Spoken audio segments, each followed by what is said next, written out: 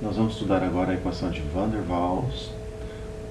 Van der Waals, no final do século XIX, foi o primeiro cientista a modificar a equação de estado dos gases perfeitos para levar em conta os efeitos do tamanho das moléculas e também das atrações entre as moléculas. Então, lembra que na aula anterior, né, essa frase impactante, que os desvios da idealidade são devidos às forças intermoleculares e ao volume não nulo das moléculas. Esses desvios da idealidade são responsáveis pelos valores diferentes de 1 para o fator de compressibilidade. Então veja que para alguns gases você tem o fator de compressibilidade bem inferior a 1 por uma extensa faixa de pressão, como o caso da amônia aqui. Para outros gases você vai ter o fator de compressibilidade positivo aqui, como o caso do hidrogênio. Então a amônia é facilmente condensável, isso explica o fator de compressibilidade menor do que a unidade. Então você tem forças atrativas predominantes entre as moléculas de amônia numa ampla faixa de pressão. O hidrogênio aqui você tem fator de compressibilidade superior a 1 em uma ampla faixa de pressão, quer dizer, no hidrogênio você tem efeito de forças repulsivas. Então vamos entender aqui o trabalho de Van der Waals e como ele chegou a essa equação, a sua equação, e como nós podemos usá-la. A equação de estados dos gases perfeitos, pressão, volume molar, igual a RT. A equação de estados dos gases perfeitos falha, por exemplo, numa condição de pressão muito alta. Nessa condição de pressão muito alta, o volume estimado para essa equação seria bem próximo de zero. Então, a equação dos gases perfeitos falha nisso. É como se você impusesse uma pressão alta aos gases e as moléculas simplesmente se aniquilassem. Isso não acontece. O gás vai condensar e formar um líquido, e o líquido tem um volume. Então nós vamos corrigir essa equação colocando um parâmetro B aqui. E esse parâmetro B é um parâmetro relacionado ao volume molecular. Você pode encontrar algumas referências que B seria aproximadamente igual a 4 vezes o volume das moléculas. Então B é proporcional ao volume da fase condensada, ao volume da fase líquida. Esse fator B, ele, digamos assim, é dependente da natureza do gás. Cada gás vai ter um fator B, o seu fator B. Se você substituir isso aqui no fator de compressibilidade, lembra, fator de compressibilidade igual pressão, volume molar, sobre RT. Então você vai ter um fator de compressibilidade assim, Z igual a 1 mais esse fatorzinho B, que eu estou colocando aqui, pressão, sobre RT.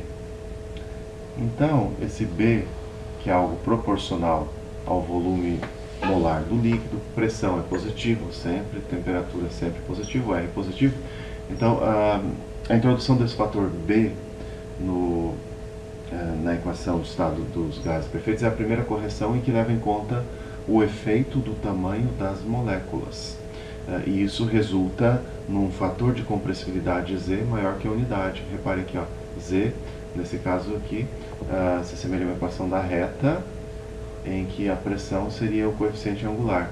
Então, Z aumentando com a pressão. Isso aqui explica bem o comportamento do hidrogênio. Ó, no hidrogênio, o Z aumenta com a pressão e o Z não tem valores menores do que a unidade para esse gás hidrogênio.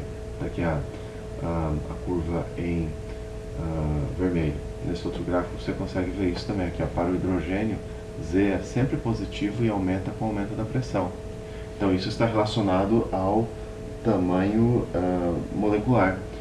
De fato, em altas pressões, o volume que uma molécula ocupa é excluído das demais moléculas. E isso resulta, digamos assim, num volume disponível para as moléculas menor do que o volume que o gás ocupa. E isso resulta também em repulsões.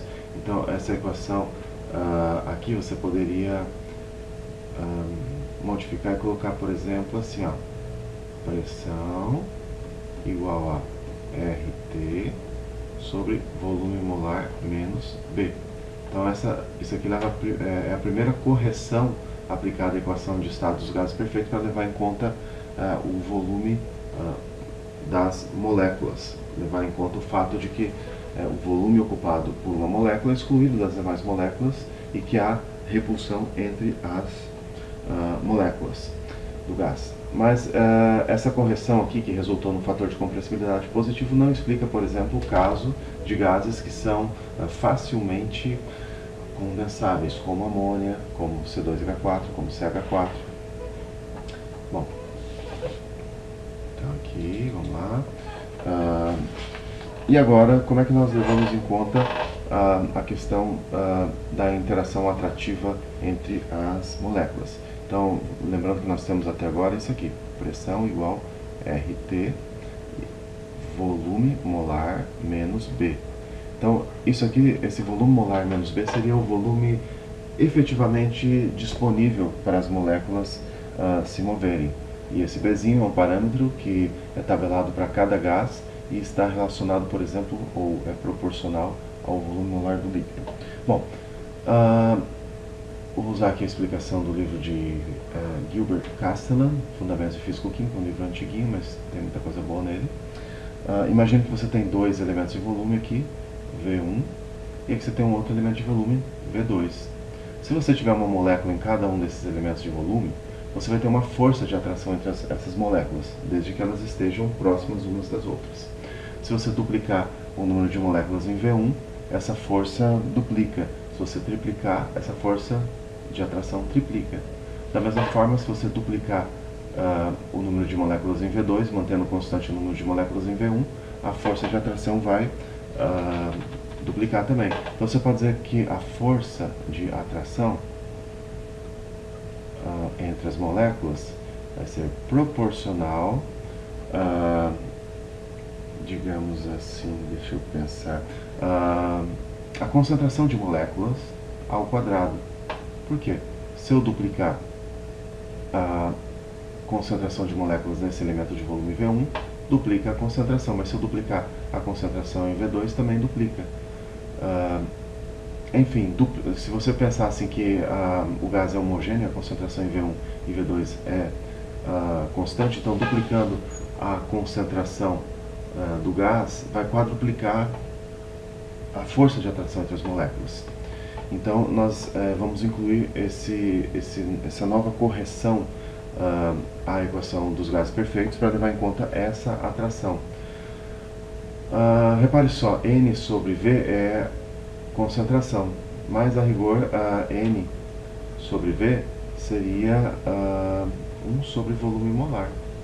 Então você poderia colocar aqui a pressão igual a RT, volume molar menos B, primeira correção, menos, eu vou usar uma constantezinha, essa constantezinha A depende da natureza do gás, e essa constantezinha multiplica o inverso do volume molar ao quadrado. Então, esse termo aqui, com o negativo, por si só representa um decréscimo na pressão em relação ao que é estimado usando a equação de estado dos gases perfeitos. Então essa é a equação de Van der Waals, que você pode escrever de diferentes maneiras. Por exemplo, você poderia escrever pressão mais A sobre volume molar ao quadrado, que multiplica volume molar menos B igual a RT. Se você quisesse também poderia escrever assim, pressão mais N quadrado A sobre volume ao quadrado